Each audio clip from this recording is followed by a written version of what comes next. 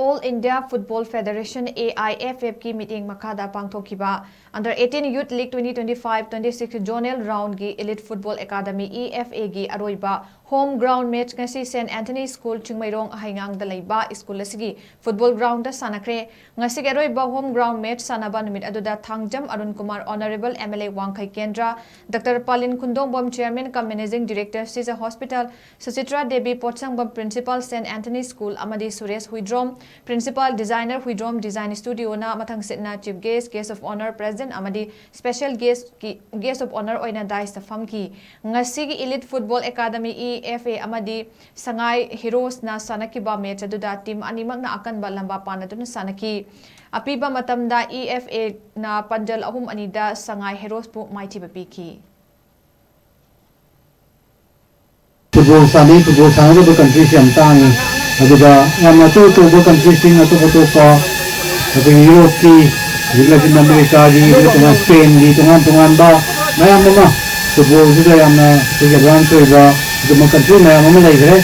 adugo eko India su yam no football si develop to ba kan hona ri ba the country mani tungan ba to company Ambani gumba kai gumba to pa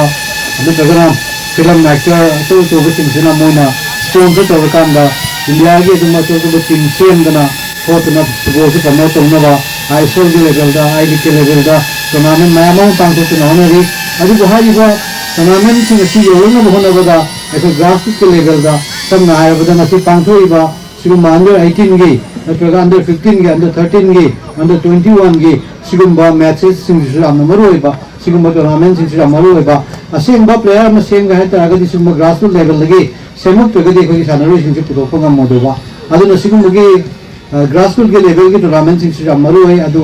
नसी तमलायो फरना सी नसी की San Antony school दा सिगुम बसे आया बसे P बने अदु San Antony के सिगुम ग्राउंड मा कोई जगह से ले रम बसे तुकी मते क्लायो पब्लिक को तुकी मते अदु सैन एंटोनी ने सो कोई इलाइट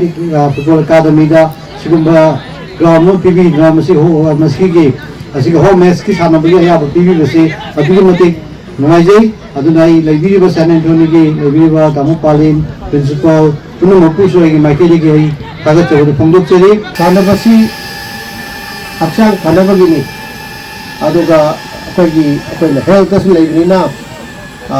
कोई ऑनरेबल एबुलेंस पंडिग्रे अकोना सानबा मातन यादे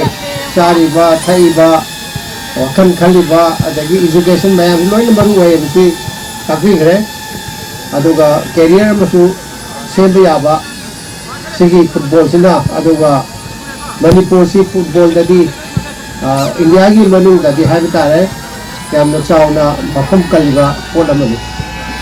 adu garu budai na thagachani basi koi elite football academy na sigi field si yang phajana maintain tawbi koi la pada taram badagi hojik oi pm si khene hai tare